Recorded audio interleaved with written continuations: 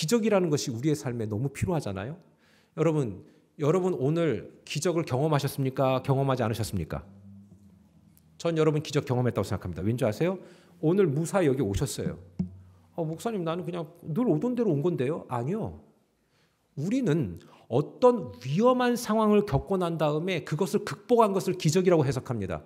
아니요. 그것만 기적 아니에요. 아무 일 없이 여기까지 온 것 자체가 기적인데 우리는 죽다 살아나는 고비에서 그 고비를 넘기고 뭔가를 극복해서 내 인생이 뒤집어졌다는 것만 기적일 때 기적이라고 해석한다는 거예요. 아니요. 옆 사람 보세요. 그 사람 만난 것도 기적이고요. 우리가 여기서 한 공간에서 예배드리는 것도 기적이고요. 다시 한번 말씀드리지만 오늘 운전하고 오시면서 접촉사고 한 번 없이 여기 무사히 온 것도 기적입니다. 인정하시면 아멘? 그럼요. 기적이에요. 이거 당연한 거 아니십니다. 오늘이라는 하루는 우리가 당연하게 의뢰이 주어져야 될 하루가 아니라 하나님께서 우리 각자에게 뭔가의 목적이 있기 때문에 허락하신 하루지 그냥 어제와 동일한 오늘이 아니라는 사실입니다. 자, 그러면 하나님께서 우리에게 이렇게 기적을 보여주기 전엔 반드시 우리가 그 기적 전에 어떤 태도를 취해야 될 필요를 얘기하신답니다. 자, 성경이 기적이 많을까요? 없을까요? 미라클이 많지요. 왜 하나님이 성경에서 기적을 보여줄까요? 특별히 오늘 읽은 말씀에서는 왜 예수님이 병든 자를 고쳐주고 심지어 죽었던 사람을 다시금 일으켜 세웠을까요? 왜 그러셨을까요? 그것에 대한 이벤트를 보여주기 위해서가 아니라 몇 가지만 좀 추리자면 첫째는 사람들이 잃어버린 하나님의 나라, 그 다음에 천국 복음, 이거를 설명해야 되는데 그 설명하기 위한 뭐 하나의 매개, 접촉점이 필요한 겁니다. 그렇잖아요? 그 브릿지 역할을 해줘야 되는데 그것이 기적이 필요했던 겁니다. 왜? 사람이 기적을 탁 경험하면 어때요? 그때야 비로소 하나님 계신가 보다 이렇게 생각하잖아요. 그래서 제가 여러분에게 말씀드린 거예요. 오늘 아무 일 없이 무사히 오신 걸 기적이라고 여기지 않는다면 여러분은 오늘 집에 돌아가시다가 무슨 일을 만나고 나서 그때 깨달을 수 있지 않겠습니까? 아니요. 아무 일 없이 집에 가신 것도 기적입니다. 저는 그것을 히든 핸즈라고 얘기합니다. 보이지 않는 손이 여러분들을 보호하셔서 무사히 오게 하시고 가게 하신 것이 얼마나 은혜인가. 여러분 아무리 훌륭하고 멋지고 좋은 차를 타도요. 사고 나면 끝입니다. 보호받지 못합니다. 절대로 보호받지 못합니다. 여러분 우리도 마찬가지예요. 그런데 여기까지 오셨다? 기적이세요. 기적이시라고요. 우리가 그런 극한의 상황을 맞닥뜨려야만 기적인 줄 알겠습니까? 엄청난 질병의 소위 사형 언도처럼 받아야 우리가 그게 기적이겠습니까? 돈을 이만큼 벌어놨다가 내가 다 잃었는데 그걸 다시 따야 그게 기적입니까? 아니거든요. 예수님이 기적을 얘기하는 건, 기적을 경험해 주시는 건 너 원래 하나님의 나라를, 너가 잃어버렸던 하나님의 나라가 이런 건데 이걸 보고 깨달아라 이겁니다. 또 하나는 예수님이 어떤 분인지를 알기를 원하는 거예요.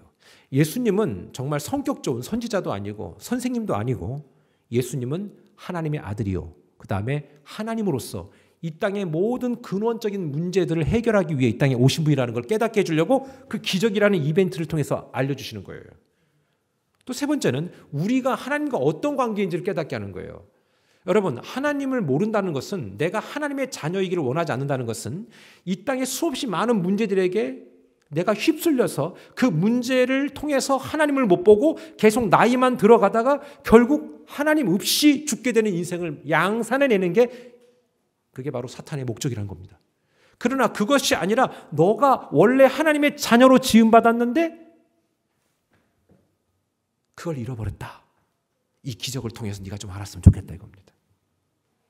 옆 사람한테 얘기해 볼까요? 원래 당신은 하나님의 자녀였습니다. 시작. 원래 당신은 하나님의 자녀였습니다. 예. 아마 내가 모르긴 해도 오늘 예배 오신 분들 중에 교회를 처음 온 분은 거의 없을 거예요. 그렇죠? 자, 그런데 이런 이유 때문에 기적은 필요했다는 겁니다. 오늘 마가복음 5장에는 두 번째 기적의 대상을 얘기하는데 회당장 야이로의 딸에 관련된 얘기입니다. 누구와 관련된 얘기라고요? 회당장 야이로의 딸. 여러분 지지난주에 누가 나왔죠? 습관성 자궁출혈 증상을 갖고 있었던 12년 동안 여성용품도 제대로 된 것을 쓰지 못했던 그 수천 년 전에 여성의 그런 산부인과 질환의 문제는 그건 진짜 정말 난감합니다. 가만히 있어도 출혈이 생기고 움직여도 출혈이 생겨요. 몇 년 동안? 12년 동안. 미치고 팔짝 뛸 노릇이죠. 어디가 몸이 아프거나 팔다리가 그냥 잘렸어도 그 정도로 힘들진 않았을 겁니다. 그러나 이건 어딜 가도 불편한 거예요. 계속해서 여자가 하혈을 하는 거예요. 몇 년 동안? 12년 동안. 계속 그랬으면 아마 얼굴이 하얗을 거예요. 왜? 피가 부족하니까. 피가 부족하니까. 여성들이 한 달에 한 번 하는 그 생리적인 현상도 어떻습니까? 한 번 오면 힘들잖아요. 그런데 이거를 12년 동안 계속해봐요. 이건 인생이 그냥 완전히 무너져 버린 거예요. 우리가 2주 전에 만난 여인은 바로 그 여인이었습니다. 그런데 오늘 만난 사람 누구예요? 회당장이라는 거예요. 누구라고요? 회당장. 이분이 누구냐면 그 당시 그 시나고그라고 여기도 있지 않습니까? 회당이라는 거. 그렇죠? 그 사람들은 거기에서 유대인들은 아이들을 훈육하고 양육하고 신앙적인 교육을 했던 장소예요. 그러니까 거의 그 학교와 같은, 그러니까 뭐랄까요? 예배드리는 장소로 대체되기도 하지만 주로 훈육하고 양육하는 장소이지요. 근데 그 근동에 시나고그 회당이 480개 정도가 됐다는 거예요. 그것을 관할하는 리더가 회당장이에요. 자, 그런데 대부분의 그 당시의 기득권층이 예수님에 대해서 관심은 갖고 있었지만은 싫어했어요. 왜 싫어해요? 사람이 누가 지적하면 좋아요, 나빠요? 여러분들 지적당하면 좋아요, 나빠요? 안 좋잖아요. 야, 너는 왜 그 모양이냐? 너는 왜 하는 일이 항상 그러냐? 그러면 좋아요, 나빠요? 싫어요. 그 말이 틀린 말은 아닌데 지적하는 건 사람 다 싫어해요. 뭐 설교하는 저는 좋아할까요? 아유, 저도 싫을 거예요. 그런데 그 당시 예수님이 말씀하시는 내용이 대부분이 뭐냐면 다 싫은 얘기만 하는 거예요. 너희들 왜 그렇게 거짓말을 해? 너는 너무 위선적이야. 그리고 너희들이 말하는 것처럼 그렇게 살고 있니? 막 이러면서. 그러니까 그 말 듣는 족족 다 싫은 거예요. 그 말이 틀린 말도 아닌데 거절할 수 없고 거부할 수 없는데 너무 전곡을 탁탁 찌르니까 너무 싫은 거예요. 여러분 설교 들으실 때 아유, 저거 나들라고 하는가 보다. 그럴 때 불편하지 않으세요? 그렇죠? 근데 그거 아십니까? 여러분 들으라고 그것이 우리에게 울림과 찔림이 없으면 처음부터 끝까지 주무시다 가셔야 돼요. 물론 찔리지 않을 수도 있습니다. 그냥 주무시기 시작하면 뭐 찔림도 없을 겁니다. 그런데 예수님이 말씀하실 때 이 사람들이 너무 힘들었던 거예요. 하지만 그럼에도 불구하고 예수님이 하시는 말씀이 틀리다라는 말을 거절할 수 없었기 때문에 그 다음에 예수님이 가는 곳곳마다 질병이 치유 안 받고 죽은 자도 심지어 사니까 그 소망을 가지고 자기 딸이, 여러분 딸이 얼마나 귀해, 그죠? 그런데 문제는 그런 딸이 죽을 병에 걸렸다는 겁니다. 그러니까 회당장이고 뭐고 내 지위, 뭐 신분 중요한 게 아니에요. 내가 사랑하는 사람이 질병에 걸렸다? 이건 가장 큰 문제잖아요. 그러니까 이거 다 열일 제쳐놓고 온 거예요. 그리고 어땠습니까? 예수님한테 예수님 우리 딸을 오셔서 좀 고쳐달라고. 그리고 예수님한테 그렇게 막 간절히 얘기하고 있는 그때에 12년 동안 혈루증으로 고생했던 여자가 바이패스 한 거예요. 거기서 인터셉트 해가지고 어땠습니까? 자기가 뒤에서 몰래 예수님 옷자락만 딱 만지면 나을 것 같으니까 그 일을 벌인 거예요. 그러니까 거기에서 예수님이 누가 내 옷자락을 만졌냐?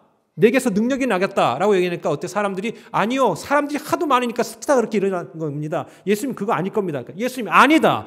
내게서 능력이 나갔다. 그 여자는 12년간의 저주가 그날로 해결되잖아요. 그런데 그러고 있는 터에 갑자기 회당장 측으로부터 관계자가 오더니 야이로 이제 예수님 힘들게 하지 마세요. 딸이 이미 죽었습니다. 이렇게 얘기한 거예요. 여러분 그러니까 난 지금 뭔가 부탁하러 왔는데 부탁할 문제가 해결된 게 아니라 부탁할 수도 없는 상황이 돼버린 거 아닙니까? 그러니까 어떻습니까? 소망이 끊어지는 거죠. 여러분 사람이 소망이 끊어지면요 가슴이 퉁 떨어집니다. 그걸 겪어보셨어요? 그걸 겪어보셨어요? 더 이상 소망이 끊어진다는 느낌이 들 때. 여러분, 야이로란 사람은 문제 앞에 그 문제를 자기를 감추지 아니하고 뛰어왔습니다. 우리 이런 얘기 하잖아요. 목사니까 자기의 문제를 얘기 못하고 감추기 급급하죠. 전도사니까 자기의 문제를 말하지 못하고 감추기 급급하죠. 내가 교회에 수십 년 다닌 권사인데, 집사인데 내가 내 문제를 셀 가족들 모임에서 스스로 얘기한다는 게 쉽지 않죠? 근데 이거요, 하나님 볼 때는 문제 자체가 해결될 수 없는 그 근간을 본인이 갖고 있는 거예요. 여러분, 내 문제가 뭔가라는 것을 솔직히 말할 때 그때 어둠의 권세는 물러갈 줄 믿습니다. 근데 물론 알아요. 감추고 싶지요. 이민사회가 은폐사회 아닙니까? 그러다가 어쩌다 조금 더 누구보다 괜찮은 상황으로 어때 보여지면 그때 또 엄청 자기 자랑하게 바쁩니다. 안 그래요? 다들 보니까 사연들 너무 많아요. 사연에 사연을 낳고 또 곡절을 낳고 엄청납니다. 그런데 보세요. 오늘 이 회당장 야이로는요, 그런 거 생각 안 했습니다. 내 딸이 아픕니다. 나 사회적인 포지션이 높지만 내가 예수님 앞에 온 것은 이 문제 해결받아야 됩니다. 이 간절함이 있었던 거예요. 여러분, 이런 솔직함이 있어야만 여러분이 갖고 있는 이 문제가 해결될 줄 믿습니다. 교회 오시면요, 여러분은 모르겠지만 저는 대충 알아요. 에휴, 이분이 참 사연이 많구나. 이분이 고민이 많으시구나. 근데 우리는 그게 비춰지지 않기를 바라잖아요. 아니요. 그거 있는 그대로 하나님 앞에 얘기하세요. 우리가 하나님 앞에 얘기한들 뭐가 부끄러워요? 그리고 뭐가 문제가 될 수 있습니까? 여러분, 모든 문제를 해결해 줄 수 있는 부모님이 계시다면 가서 내 고통을 얘기하면 해결해 주잖아요. 육신의 부모는 물론 한계가 있어요. 하지만 아까 우리 민수기 23장 19절 외웠잖아요. 하나님은 사람이 아니시니 뭐예요? 거짓말 안 한다. 그 다음에 뭐예요? 하나님은 인색이 아니시니 후회가 없다. 우리랑 비교하지 말라는 거죠. 하나님이 하시겠다고 하신 것을 한 번도 실행하지 않은 적이 있느냐? 우리는 약속을 했다가도 약속을 지 마음대로 잊어버려요. 우리의 건망증도 있지만 어떨 때는 약속을 너무 가볍게 여기는 사람들도 있어요. 몇 달 전에 또는 며칠 전에 약속한 거를 그냥 너무 쉽게 깨버려요. 여러분, 그럼 역으로 바꿔서 생각해 볼게요. 여러분, 누가 여러분의 약속을 깬다면 기분 어떨 것 같아요? 그건 여러분을 우습게 본 거예요. 프라이오리티, 우선순위에서 밀려난 거예요. 우리 약속이 되게 중요해요. 약속 하나 깰 때는요, 정말 석고대죄해야 되는 거예요. 미안합니다. 진짜 내가 잘못했습니다. 근데 그것도 계속 반복되면 어때요? 습관이에요. 그런데 보세요. 하나님은 인생이 아니다. 하나님 인간이 아니기 때문에 하나님 약속한 걸 절대로 변개하지 않는다. 이게 그러니까 우리가 하나님을 신뢰할 이유가 바로 거기 있는 것이죠.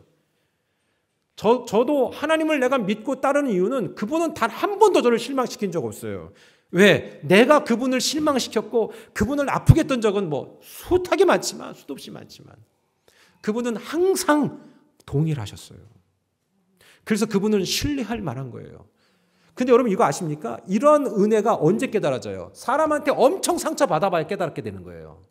아, 너마저 나를 배신하는구나. 이거를 경험한 사람들만 그거를 안 하고 사람들과 늘 관계가 좋은 사람 있죠. 하나님하고 관계가 좋을 수가 없어요. 왜? 사람하고 너무 관계가 좋으니까 하나님과의 그 깊은 관계를 못 가는 거예요. 그러나 한번 엄청나게 정말 말할 수 없는 충격 한번 받아보면 사람이 뭐냐라는 마음을 탁 들어오면 둘 중에 하나라니까요. 사람한테 엄청 큰 아픔을 당하면 둘 중에 하나라니까요. 뭐가요? 하나님, 당신도 필요 없어. 이거 아니면 하나님밖에 없습니다. 이거밖에 없어요. 어때요? 이해되시죠? 전 여러분이 그런 지경에 가 있을 때에 하나님밖에 없습니다라는 걸 깨닫게 되기를 축원하고 그 다음에 그런 일이 있기 전에 이미 이 말씀을 통해서도 하나님이 신뢰의 유일한 대상이라는 걸 깨닫게 되기를 축원합니다. 그게 되게 중요한 거예요. 미련한 저도요. 사람한테 상처를 받아서 그때 또 조금 깨닫고 또 이만큼 또 아프다가 또 조금 깨닫고 저도 그렇더라고요. 저도 되게 미련한 것 같아요. 저보다 여러분들이 훨씬 지혜로우시니까 이 말씀을 통해서 제발 빨리 깨닫게 되길 축원합니다. 우리 청년들은 이제 나중에 더 좋은 직장, 그다음에 좋은 사람들 만나면 또 연애를 하겠죠. 그러면 이 사람이 내 인생의 배우자인가 반려자인가 이런 고민하면서 막 몰입을 하잖아요. 그러다가 한번 상처 딱 받으면 욕하지요, 속으로. 나쁜 사람. 물론 또 금방 또 갈아탑니다. 인생이 그렇잖아요. 우리는 이렇게 망각의 은혜가 있어갖고 잘 잊습니다. 근데 기억하세요. 하나님은 잊지 않으십니다. 하나님은 절대로 치매가 오지 않습니다. 하나님은 여러분이 말했던 거, 생각했던 것도 다 기억하십니다. 그렇기 때문에 우리는 그 하나님을 신뢰할 이유가 여기에 있는 것입니다. 여러분, 오늘 이 야이로는 문제가 생기자마자 하나님께 갖고 왔습니다. 예수님께 갖고 온 겁니다. 여러분, 갖고 오셔야 됩니다. 그리고 솔직하게 얘기하세요. 금요 헬스에도 금요 집회는 그거 아닙니까? 오셔서 막 쥐야 그리고 얘기하는 거 아닙니까? 제가 이 문제가 있습니다라고 사람들 앞에 감추다가 스스로 지쳐서 그냥 나자빠지는 것이 아니라 주여 내가 이 문제가 있습니다 라고 얘기하는 게 금요 헬스 아닙니까? 여러분, 누구나 생명의 문제, 내 건강의 문제 앞엔 벌벌 떱니다. 내가 다음 주에 어떤 큰 여행 계획이 있다고 치십시다. 그런데 그 여행 계획이 있었어도, 그래서 그 여행을 위해서 많은 돈을 모아둔 거지요. 내가 다음 주에 어디 유람선을 타기로 했다. 유람선 여러분 좋아하시잖아요, 그죠? 그런데 여러분 그거 아십니까? 타기 바로 직전까지 되게 불안하지 않으세요? 나 그날까지 건강해야 되는데, 내지는 아무 일 없어야 되는데. 그런데 여러분 딱 타봐요. 타기 전에 사고가 났어. 어디 하나 부러졌어. 그럼 치료 받아야 돼요. 계획이고 뭐고 다 필요 없어요. 내 몸이 아픈데. 여러분 늘 말씀드리지만 여러분 몸 하나 아프면요, 그렇게 사랑한다고 옆에서 여보 했던 사람들도 오래 못 버텨요. 쉽지가 않아요, 그게. 자녀도요. 그럼요. 긴 병에 효자 없다라는 말도 하잖아요. 결국은 여러분, 우리의 인생을 다스리고 핸들링하고 북돋아주고 보호하고 이끌어주는 분은 사람이 아니라 하나님인 것을 믿으시기 바랍니다. 이게 되게 중요한 거예요. 생명은 그 어떤 것으로도 대신할 수 없는 문제이기 때문에 이 야이로라는 사람은 사회적 지위, 명성 다 집어치우고 그리고 달려온 겁니다. 예수님, 우리 딸이 어떻게 됐는데 좀 고쳐주십시오라. 그때 예수님이 하신 말씀이 있습니다. 그게 우리가 이번 주와 다음 주에 연이어서 같이 할 건데, 오늘 예수님이 우리에게, 야이로에게 말씀하신 문제를 만나면 이렇게 하라. 기적 바로 직전에는 너가 이걸 선택하라. 그 첫 번째가 바로 뭡니까? 문제 앞에 감정이 앞서지 말아야 한다는 겁니다. 여러분, 문제 앞에 이 감정 때문에 완전히 무너진 사람들이 많습니다. 열왕기하 5장에 보면은 아람 사람 나아만이라고 나옵니다. 나아만. 아람이 어디냐면요, 지금의 시리아입니다. 그러니까 시리아의 수도가 어디죠? 다마스커스 아닙니까? 성경엔 다메섹이라고 나와 있지요.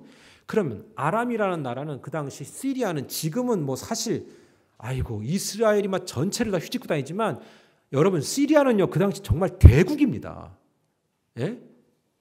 이스라엘 사람들을 포로로 끌어갈 정도의 엄청난 대국이에요. 그런데 거기에 어떤 사람, 군사령관 나아만이라는 사람이 병에 걸립니다. 어떤 병에 걸렸죠? 성경에? 문둥병. 아주 악성 피부염에 걸린 겁니다. 그냥 단순히 아토피가 아닙니다. 그냥 이 팔 마디마디 이 사이사이 쩍쩍 갈라지고 고름이 나오고. 여러분 누가 좋아하겠어요? 부인은 좋아할까요? 남편은 좋아할까요? 사람들이 슬슬 피할 수밖에 없겠지요. 냄새는 또 얼마나 심한 줄 아십니까? 그러니까 자기가 군 사령관인 건 중요하지 않아요, 여러분. 내 몸 하나 아프면 아무것도 이거 다 필요 없는 겁니다. 그렇지요? 여러분 아시잖아요. 바이든도 중간에 그만뒀어야 됐잖아. 왜? 너무 몸이 아프니까 대통령도 할 수 없는 겁니다. 여러분, 건강의 문제는 이거 되게 직접적인 겁니다. 그런데 생명의 문제는 더 직접적인 것이죠. 그렇죠? 그런데 어때요? 나아만이라는 장군이 문둥병에 걸렸으니 이거 소망이 있습니까? 없습니까? 없어요. 그런데 이스라엘에서 온 아주 작은 소녀인 어떤 여자애가, 저기 이스라엘에 가면은 엘리사라는 분이 계신데 그분은 질병을 다 낫게 해준다는 그런 소식을 간접적으로 듣게 한 거예요. 그러니까 그 소식 딱 듣고 어때요? 야, 여러분이 간절하지 않아서 그래요. 여러분, 저라도 가겠어. 그냥 기도해주고 머리숱 많이 세워준다면 나 가겠어. 여러분 있잖아요. 너무 간절하니까 나아만 장군이 그 엄청난 명성에도 불구하고 거기에 귀가 기울여진 거예요. 여러분이 만약에 설교 말씀이 안 들어온다면 제가 답을 드릴게요. 여러분이 지금 간절함이 없는 거예요. 아니면 지금 뭐가 필요한지를 모르거나. 근데 이 나아만은 듣는데 그럼 나도 나을 수 있을까? 이 마음이 들어온 거예요. 근데 이거를 그래도 사령관인데 얘기하기 좀 껄끄럽잖아요. 그냥 가볼까라고 슬쩍 얘기하니까 신하들이 쫙 또 그걸 잘 지켜줬어요. 그래서 사람들을 데리고 대동해서 이제 길을 떠납니다. 떠나서 문제는 뭐냐? 떠나는데 이 사람이 어떻게 갔냐? 9절에 보면 이렇게 나왔습니다. 나아만이 이에 말들과 병거들을 거느리고 이르러 엘리사의 진문에 딱 서니, 자, 말과 병거 쫙 그러니까 엄청나게 뭐라고 해야 되나? 리무진 타고 간 거죠. 그리고 내가 이전 너의 군사령관, 나 시리아 사람이야. 너네 야, 유대민족 내가 와갖고 그냥 내 일개 연대만 와가지고 다 쓸어버리면 아무것도 아닌 것들인데 내가 왔단 말이야. 나 비록 지금 문둥병 걸렸지만 내가 왔어. 그런데 야, 엘리사 안 나와? 이거예요. 여러분 기분 나쁘죠? 근데 엘리사가 나오지도 않아. 얼굴도 안 비추어. 오늘 11절에 보면 이것 때문에 이렇게 얘기합니다. 나아만이 노하여 물러가며 이르되 내 생각에는 그가 내게로 나와서 그의 하나님 여호와 이름을 부르고 그의 손을 그 부위에 흔들어 나병을 고칠까 하였노라. 이렇게 막 적극적으로 대시하고 적극적으로 응대할 줄 알았는데 엘리사라는 사람이 와서 하는 말이 아니 나오지도 않았어. 제자들한테 나아만한테 가서 전달해. 저기 요단강에 한 7번 목욕하고 오라고. 그러니까 나아만 입장에서는 이 감정이 상한 거예요. 여러분 제가 설교 때 여러분의 생긴 거를 얘기하거나 아니면 여러분의 삶을 얘기하거나 그럼 엄청 감정 상하겠죠? 근데 만약에 그것이 여러분을 터치해서 낫게 하는 요인이 된다면 그 감정선을 넘어서야 되지 않겠습니까? 근데 오늘 나아만 어때요? 기분 나쁜 거예요. 나쁘지. 지가 건방지게 뭐라고 와서 야, 나 나아만이야. 아람의 군사령관이야. 너가 나를 이렇게 할 수 있어? 그러니까 기분이 나쁘니까 어떡하냐면 야, 나 갈래. 야, 짐 싸. 야, 내가 그냥 왔니? 이거예요. 이분이 올 때요 엄청나게 돈을 많이 갖고 왔거든요. 실제로 은 10달란트, 그 다음에 금 6,000개. 오 마이 갓. 지금 금값도 비싼데. 여러분 금바 이런 거 갖고 오지 않았을 거예요. 그 당시에는 약간 좀 무식하잖아요. 막 이런 거 갖고 왔을 거예요. 금을 6,000개 그리고 의복 10벌. 여러분 직조 기술이 발달하지 않았던 시기이기 때문에 옷값이 엄청 비쌉니다. 그래서 말씀드렸잖아요. 그보다 훨씬 뒤에 예수님이 십자가에 못 박혔을 때에도 병사들끼리 옷을 찢어서 나눠 가졌다고 얘기했잖아요. 옷감값이 그렇게 비싼 거예요. 지금 우리 너무 흔하잖아. 그러니 옷 10벌도 갖고 와. 은 10달란트, 금 6,000개까지 챙겨와서 이 정도 되면 막 버선발로 그냥 냅다 뛰어올 것 같았는데 엘리사는 그렇게 안 합니다. 얼굴도 안 비추고 저 요단강에서 목욕하고 오라 그래. 그러니까 기분 나쁠 만하잖아요. 여러분 그런 대우 받아보셨어요? 우리는 그냥 일반적인 사람들이잖아요. 그러니까 여러분 우리가 겸손한 건 당연한 거예요. 무슨 뜻인지 아시겠죠? 여러분을 무시하는 말이 아니에요. 우리 같은 일반인들은 어디 가서 무시를 당할 수도 있는 것이 당연하다는 것이 아니라 당하기도 해요. 그러나 고위 관직에 있는 사람이 무시당하면 어때요? 못 참아요, 여러분. 그래서 여러분 그거 아시잖아요. 백인 경찰이 흑인 검사 한번 건드렸다가 어떻게 됐어요? 그 백인 경찰 잘렸어요. 그날로 잘렸어요. 그게 그대로 공개되는 바람에. 왜냐하면 너 나 흑인이니까 너 지금 단속한 거야? 명확한 그게 없었던 거예요. 그 당시에. 잘못한 것도 없는데 세워가지고 풀오버. 그리고 거기서 단속하니까. 그리고 괜히 말이죠. 사이드밀러 탕 때려가지고 깨고. 그리고 야, 너 사이드밀러 깨졌잖아. 경찰이 그렇게 한 거예요. 근데 그게 다 바디캠에 다 찍힌 거잖아. 근데 그 건드린 사람이 검사야. 아니 죄송합니다. 연방 판사. 페더럴. 건들지 말아야 될 걸 건드린 거지. 근데 그 흑인 여인도 그래요. 여자니까. 그분도 사실 뭐 이런 게 다 있어. 그냥 지나칠 수 있지만 너 잘못했어. 너 분명히 잘못했어. 그러고 곧바로 그냥 잘렸어요. 맴 잘못했다고. 나 당신이 뭐 하는 사람인지 몰랐다고. 그건 나한테 중요하지 않아. 이렇게 얘기하면서 당신 지금 큰 잘못을 했다는 거 아냐고. 내가 판사고 검사이기 전에 당신은 누구라도 이렇게 하면 안 되는 거였어. 그 말이 맞잖아요. 정확히 3일 만에 잘렸어요. 경찰서장이 잘라버렸어요. 그건 잘릴만 하지 않습니까? 그치요? 그런데 나하만은 그 흑인 여성 연방 판사하고 비교가 안 돼요. 근데 그 사람을 엘리사가 얼굴도 안 보고 저기 가서 7번 목욕하고 오라 그래. 그러니까 나하만이 화날 만도 하지요.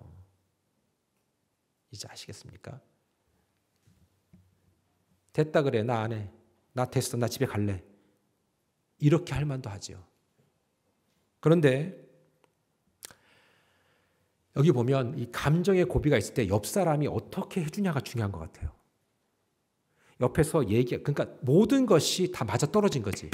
나아만은 옆에서 조언을 해줄 때, 야, 됐어. 안 해, 나. 이래야 되는데, 끝까지. 그러면 안 되는 건데, 이분은 옆에서 종들이 막 이렇게 얘기합니다. 막, 아버지요.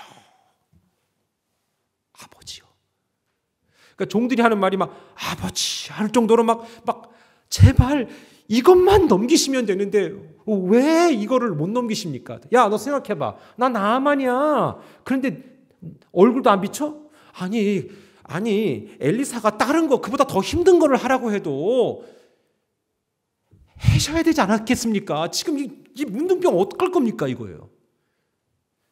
그러니까 나만이 가만히 생각해보니까 화는 나는데, 그래, 한번. 알았어. 그러니까 이분도 들을 만한 분이었고, 옆에 있는 분들도 괜찮은 분들이에요. 저는 저와 여러분의 주변에 이런 분들이 좀 많게 되기를 축원합니다. 그리고 또 하나, 여러분 주변에서 좀 제대로 된 조언을 얘기해주면 좀 들으세요. 제발 좀 들으세요. 옆 사람한테 얘기하세요. 제발 좀 들으세요. 시작. 제발 좀 들으세요. 정말 들으세요. 징그럽게 안 들어요. 하여튼 징그럽게 안 들어.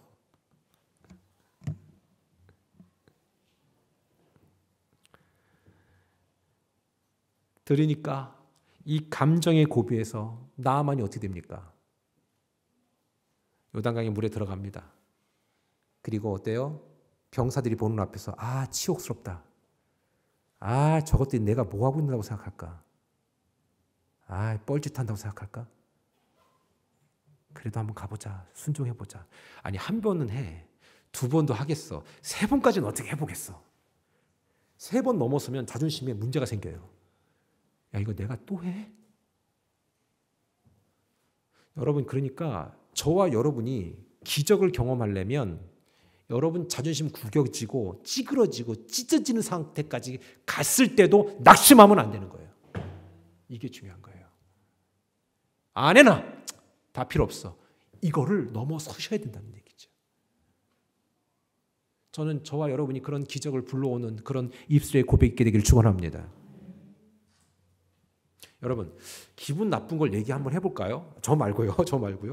기분 나쁜 거를 성경에서 제일 기분 나빠갖고 진짜 모든 이유와 모든 조건과 누구 때문이라는 말을 충분히 할 수 있었던 분 계시죠? 누구?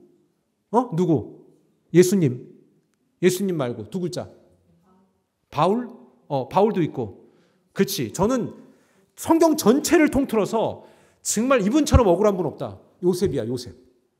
다 억울하지만 진짜 다 억울해. 그런데 여러분, 그분만 억울해? 우리도 억울하지. 그지? 여러분들도. 그죠? 그런데 요셉은 진짜 억울해. 형제가 12명인데 형제가 다들 죽이려고 그랬어, 얘를. 근데 유다가 하나가 어때요? 그냥 죽이까지는 없고 그냥 쟤 팔아먹자. 그래갖고 생명부지하고 이집트의 노예로 카라반의 행렬에 실려서 팔려간 거예요. 헐값에. 그러면 식구가 팔았는데 어때? 노예가 됐어. 거기서 성실히 일해가지고 뭔가 좀 업적을 이뤘잖아요. 근데 여러분 잘 들으세요. 요셉은 성실 하나만으로 된 거 아닙니다. 그가 성실하게만 살았다면 성실한 노예가 됐을 거예요. 그렇죠? 그러나 하나님의 개입이 있었다는 거지요. 하나님의 개입이 있어서 하나님의 플랜이 있었기 때문에 그는 이집트의 총리라는 엄청난 고위 관직이 된 거예요. 실제로 역사서는요, 그 당시 이집트에 외국 사람도 고위 관직에 오를 수 있다, 등용될 수 있다라는 그 자료가 있어요. 아, 놀랍더라고요. 자국인이 아니더라도. 여러분, 미국도요, 미국에서 태어나지 않으면 대통령은 못 됩니다. 중도 귀화자는 안 되는 겁니다. 뭐 시장은 될 수 있을지 모르겠어요. 그런데 대통령은 법적으로 못 되게 되어 있습니다. 여기서 무조건 태어나야 됩니다. 그게 어느 인종이든 상관없고요. 그런데 이집트라는 엄청난 초강대국이 외국 사람을, 노예를 이집트의 총리로 했다? 이건 기적이지요. 그런데 그가 성실함 하나만으로 그렇게 됐을까요? 아니요. 하나님의 전적인 터치가 있었던 거죠. 그런데 그렇게 되기까지 그가 하나님 앞에, 사람 앞에 얼마나 많은 인고의 시간을 보냈습니까? 갖은 오해를 다 받았어요. 그리고 난 다음에 나중에 그 형들이 또 오잖아요. 이야, 난 그땐 여러분 같으면 어떡했을 것 같아. 너 이것들 잘 만났다. 아싸. 여러분, 원수는 외나무다리에서 만난다 그러잖아요. 여러분한테 그렇게 아프게 했던 사람을 딱 만나면 어떡할 것 같으냐고. 여러분들은 다 용서해 주겠죠. 저는 용서 안 해줄 것 같아요. 그러니까 일단 용서를 해주는 것은 결론이고 해줄 거야. 일단 조금 힘들게는 해주고 싶어. 왜? 좀 깨달아라 이거지, 그치? 그게 저예요, 저. 자, 그런데 참 요셉도 사실 그 방법을 썼어요. 그래서 스파이라고 오해를 주고, 근데 그 사람들을 힘들게 하려고 한 게 아니었어요. 동생, 아버지를 데리고 오게끔 해야 되는데 지혜가 필요한 거예요. 쟤네들을 곧바로 내가 신분을 노출시키면 그런 행동을 할 애들이 아니라는 거를 동생이지만 너무 잘한 거죠. 그래서 어때요? 이런저런 과정을 통해서 형들에게 진이 다 빠지게 만듭니다. 형들이. 그러고 난 다음에 형들 앞에서 딱 서서 이렇게 얘기합니다. 나중에 그렇게 형들을 때려 죽이고 싶지 않았겠습니까? 근데 그 형들 앞에서 요셉이 뭐라고 얘기합니까? 창세기 45장 5절에 보면 당신들이 나를 이곳에 팔았다고 해서 근심하지 마소서. 엄청 떨었을 거예요. 지금 눈을 떠보니 파라오 서열 2위가 내 동생인데, 우리가 과거 행했던 행적이 있는데, 야, 우리 죽었다 이제. 이렇게 발발발발 떨고 있는 거죠. 여러분, 실제로요, 왕권을 유지하고 계승하기 위해서 식구 죽이는 건 아무것도 아니었습니다. 옛날엔. 실제로 아버지가 아들도 죽이잖아요. 그죠? 아들이 아버지도 죽입니다. 식구가 뭐가 없습니다. 이 권력이라는 건 정말로 무섭습니다. 그런데 이집트 초강대국의 서열 2위가 내 동생인데, 내가 오래전에 내 동생한테 참 못된 짓 했어. 형들이 처음 알아볼까 봐 다 이집트 언어로 얘기합니다. 형들은 뭐라고 한대? 통역사가 통역해주고. 그러니까 절대 못 알아듣는 거죠. 이집트 언어에 능통했으니까. 여러분이 아주 못된 짓을 한 사람이 있다고 치십시다. 근데 그 사람이 저기 아프리카 코트디부아에 살아요. 서열 2위야. 근데 갔는데 여러분이 너무 못된 짓을 했는데 거기서 걸렸어. 근데 그 사람이 이 아프리카 언어로 막 얘기해. 그럼 그 사람 알아볼 것 같아요? 뭐 하나 뒤집어 쓰고 있는데. 못 알아봐요. 그러니까 형들이 몰랐던 거지. 그러나 나중에 자기 신분을 딱 노출시킨 다음에 형들 앞에서 이렇게 얘기합니다. 당신이 나를 이곳에 팔았다고 해서 근심하지 마소서. 한탄하지 마소서. 하나님이 생명을 구원하시려고 나를 당신들보다 먼저 보내셨나이다. 멋지지 않습니까? 야, 난 그러니까 요셉이 될 수밖에 없는 것 같아. 난 진짜 멋있는 것 같아. 나는 자신은 없어요. 저도 그렇게 되고 싶지만 자신 없는 두 가지 이유는 내 인격이 과연 요셉처럼 될 수 있을까? 두 번째는 요셉처럼 되려면 이거 다 겪어야 되는 내가 가능할까? 7절에 보면 이렇게 얘기합니다. 다 같이 한번 따라해 볼까요? 시작. 하나님이 큰 구원으로 당신들의 생명을 보존하고 당신들의 후손을 세상에 두시려고 나를 당신들보다 먼저 보내셨나니. 어떻게 이렇게 멋진 고백을 할 수 있겠습니까? 그러니까 이분은 될 수밖에 없는 분이었던 거예요. 멋지지요. 저 얘기를 했어도 형들은 두려웠을 거예요. 저놈이 언젠간 우리를 죽일 거야. 실제로요, 나중에도 그 두려움 때문에 요셉 앞에 벌벌 떱니다. 그때 요셉이 중간중간 형들 제발 나를 믿어주세요라고 얘기합니다. 내가 당신의 자녀들을 내가 여기서 키울 거예요. 이렇게 얘기해 자꾸 안심을 시켜주는데 이 형들이 믿질 않는 거야. 너무 못된 짓을 했으니까. 그러니까 참 인간이 참 그렇다. 요셉의 고백은 우리로서는 범접할 수 없는 고백이에요. 그런데 기적을 불러오려면 여러분 이런 고백을 하셔야 된다는 겁니다. 우리가 감정에 휩쓸리면요, 내 그 인간 죽이겠다 이 마음밖에 못합니다. 그런데 여러분 보세요. 그게 우리였습니다. 우리가 하나님 앞에 그렇게 죽임 당할 만한 인간들이었습니다. 여러분 이거 인정 안 하시죠? 우리가 남의 잘못을 볼 때는 그 사람만 잘못한 것 같죠? 아니요. 우리는 잘못을 하고 안 하고의 문제가 아니라 내 자체가 정말로 영원히 죽을 수밖에 없는 죄인 아닙니까? 여러분 잘 생각해 보세요. 여러분 혼자 있을 때 여러분 한번 여러분을 잘 돌아보세요. 우리가 얼마나 악합니까? 저도 고백합니다. 저라고 선한 구석이 있겠습니까? 사람은요, 가만히 두면 악해지는 게 우리입니다. 하지만 어떻습니까? 이 감정 앞에 나를 내려놓는 게 얼마나 어렵다는 거 아십니까? 근데 여러분 부탁드릴게요. 기적을 경험하시려면 이 상한 감정, 악감정, 그리고 누가 나를 힘들게 했던 감정, 그 다음에 정말로 창피한 감정, 이거 다 내려놓으셔야 됩니다. 안 그러면 기적을 경험할 수가 없습니다. 오늘 나아만도 화가 났지만 그거 내려놓고 좋아 7번 해보자라고 해서 결국 나아만 장군 고침받았죠. 오늘 결론을 우리가 얘기하지 않지만 이 회당장 야이로의 딸 오늘 딱 죽었다는 소문을 들었습니다. 그때는 아버지로서 이젠 소망이 없죠. 집으로 돌아가야겠다라고 했지만 예수님이 뭐라고 말씀하셨습니까? 너 낙심하지 마 이렇게 얘기합니다. 여러분 13절에 보면 회당장 야이로의 하인들이 와서 얘기합니다. 한번 볼까요? 이거 아닙니까? 이건 아닙니다. 죄송합니다. 이건 아니고요. 와서 그런 소식을 얘기할 때 이 야이로가 얼마나 되게 낙심이 됐겠습니까? 여러분 은혜가 지속되지 못하는 거, 우리의 삶의 기적을 경험하지 못하는 것은 내가 감정 안에 늘 갇혀 있기 때문이다라는 것이죠. 오늘 단 1전도 되지 않는 자존심 때문에 그 기적을 못 보는 그런 사람이 아니라 바로 이 나아만도 그 다음에 오늘 이 야이로도 그거를 극복해냈습니다. 우리 2주 전에 얘기했던 12년 동안 혈루증으로 고생했던 그 여자, 사람들이 얼마나 욕했습니까? 너가 뭐라고 여기 와 집에 처박혀 있지 라는 말을 했어도 될 뻔한 그 여인에게 그 여자는 난 오늘 이거 질병 치료받지 않으면 안 된다라는 간절함으로 다 내 감정 내려놓고 오직 그 문제를 해결받기 위해 달려갔습니다. 여러분이 어떤 상하고 감정적으로 힘든 문제가 있습니까? 그걸 포기하세요. 그 문제가 해결돼야 다음이 해결되지 않겠습니까? 하나님은 우리가 그거를 내려놓기를 원하십니다.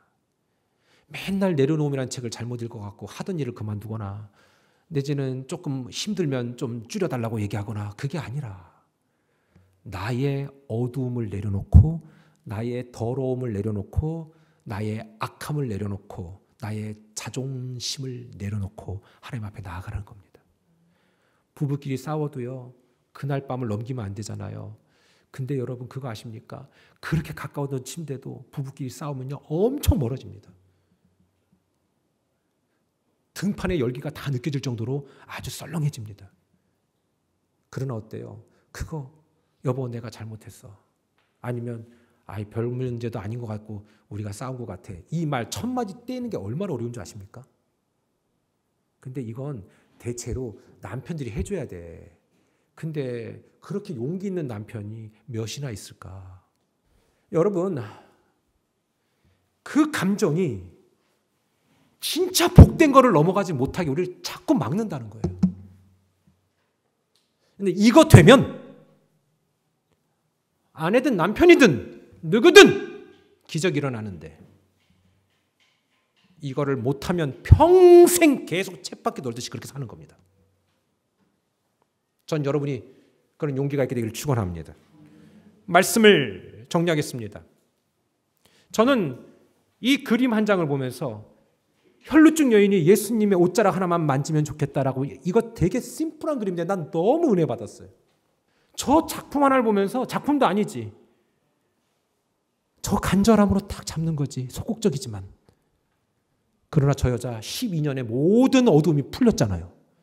사랑하는 여러분, 저는 오늘 저와 여러분이 저 용기가 있게 되기를 축원합니다. 이 용기 있으면 되는데 뭐 자존심이라고 그거를 뭐 어떻게든 내가, 여러분 그냥 이렇게 서 있지도 못하는 게 우리 인간입니다. 이 문을 나가 서자마자 픽 쓰러질 수밖에 없는 게 우리 인간입니다. 그러나 하나님 말씀하십니다. 너 나를 의지해라. 그러면 된다. 너 이런 자존심 내려놔라. 그러면 된다. 지금 우리에게 필요한 것은 뭡니까? 하나님, 저는 하나님이 필요합니다. 하나님, 제 스스로 풀어갈 힘과 지혜가 없습니다. 저를 붙들어 주시옵소서. 하나님, 저는 하나님 없이는 어떤 기쁨도 삶의 의미도 없습니다. 라고 말할 수 있는 용기. 그 여인처럼. 그 다음에 딸의 질병을 고침받기 위해서 간절한 마음으로 왔던 회당장 야이로처럼. 여러분, 그런 간절함이 여러분에게 있다면 지금 여러분이 어떤 감정인 것은 중요하지 않습니다. 이 감정을 넘어서는 기적을 불러오는 태도, 첫 번째, 어떤 감정을 내려놔야 된다는 거. 그럴 때 기적이 일어날 줄 믿습니다. 기도하겠습니다.